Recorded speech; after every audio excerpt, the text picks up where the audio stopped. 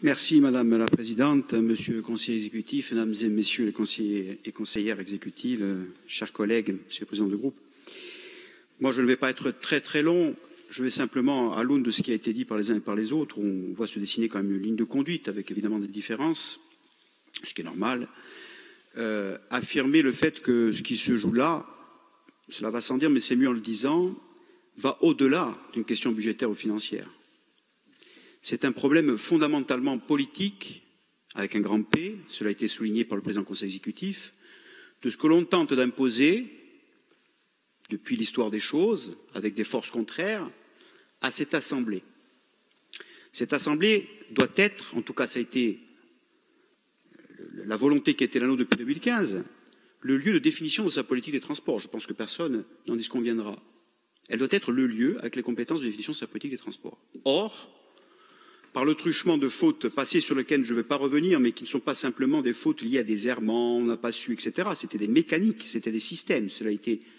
bien expliqué d'ailleurs par mon collègue Paul-Félix Benet, des systèmes parce qu'il fallait acheter la paix sociale, parce qu'il fallait alimenter les intérêts économiques de lobby du port de Marseille, parce qu'il fallait faire plaisir au roi du moment à Paris et faire en sorte que l'enveloppe qui touche la terre de Corse reparte. C'était ça en fait le système qui était imposé à la Corse, qui a produit ces monstres juridiques, ces monstres avec ses conséquences aujourd'hui. Et puis l'autre système, je le dis aussi parce qu'il faut le dire, puisque c'est le cas, c'est l'instrumentalisation d'un opérateur privé que l'on respecte, mais qui a fait du juridisme un outil de combat pour s'imposer dans le paysage de la politique de transport de la Corse. C'est-à-dire qu'au-delà des moments où il a eu raison, et puis il y a eu souvent des moments où il a eu tort depuis 2015, puisqu'il a fait du juridisme où il a perdu devant les tribunaux, ce qui n'était jamais arrivé avant, aujourd'hui il continue, et quand je dis continue, et je vais chuter sur le propos de mon collègue Laurent Marcangeli, il continue à faire le siège de la Commission européenne pour aller au-delà de la question juridique et de l'obtention financière de gains à obtenir devant les tribunaux, dont tout le monde s'accorde à dire ici qu'ils sont quand même surannés, ridicules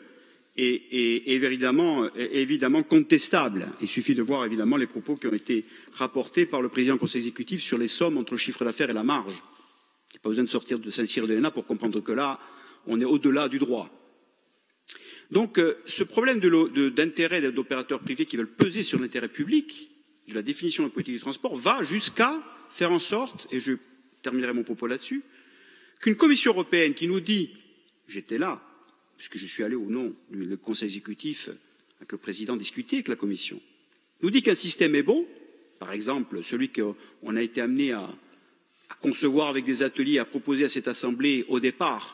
du moins le 6 septembre 2016, qui d'ailleurs a fait l'objet d'un vote majoritaire, en majorité absolue ce jour-là, y compris avec l'aide du groupe de la droite qui a voté pour. Je parle des CEMOP,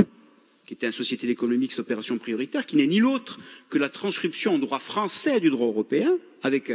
la validation sur le principe et sur l'architecture de la CEMOP par la Commission que nous avions vue, a une attitude totalement opposée aujourd'hui, par le truchement d'un jeu qui n'a rien à voir avec le droit, qui s'appelle pudiquement le lobbying économique, le lobbying politique, et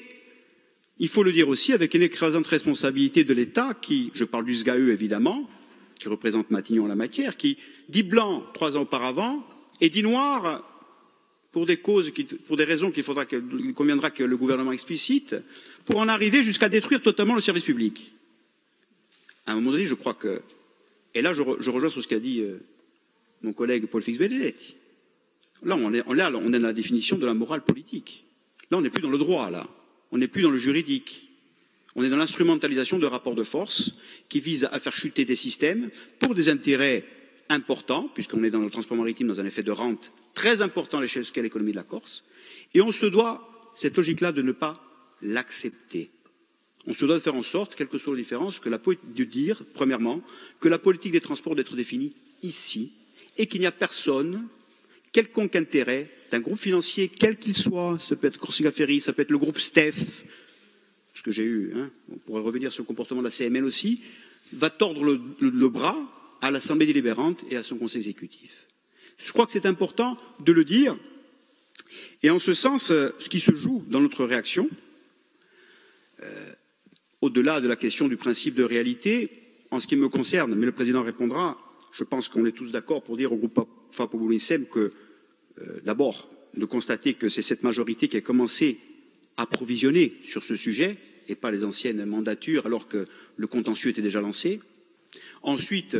nous assumons, le Conseil exécutif assume le fait de ne pas avoir totalement provisionné, tout simplement parce que la somme est tellement disproportionnée que nous n'allions pas contraindre les acteurs économiques, les associations, les communes, les besoins de l'intérêt général de la Corse au nom de cette provision, et nous assumons ce choix.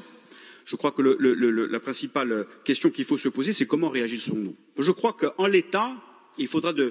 définir ce qu'on entend en l'état. On se doit de ne pas accepter cette situation et de mandater ou de prévoir les choses budgétairement de manière lisse comme cela. C'est une dimension politique et je crois qu'il convient de faire en sorte que cette Assemblée, en tout cas c'est ce que nous demandons au président du Conseil exécutif, prenne l'initiative de fédérer les acteurs qui vont être impactés si le système allait jusqu'au délitement du service public, parce qu'on se joue à court terme. Cette question se joue à court terme.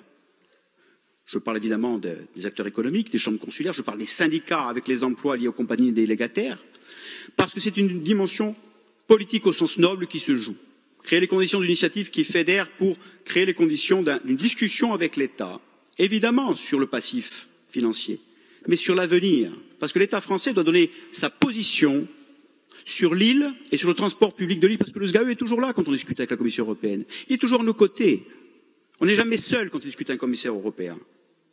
Il a un avis politique à donner. Eu égard à son passif et au manquement grotesque, c'est un système vicié, je ne veux pas revenir dessus, c'était voulu. Mais aujourd'hui, en 2021, et ça c'est une discussion politique qu'il faut avoir, et on ira au bout des systèmes. Mais nous sommes tous d'accord pour dire qu'il est impensable, il serait irresponsable d'aller à l'abattoir de la fin d'un service public maritime au service de l'intérêt de la Corse. Et nous sommes de ceux, mais ça on en débattra, où sur le modèle de ce que nous avions déjà présenté, nous disons qu'il faut aller même plus loin pour contrôler les retombées pour la Corse. Donc c'est à ça que le groupe FAP-Boulinsem invite l'Assemblée et le Conseil exécutif.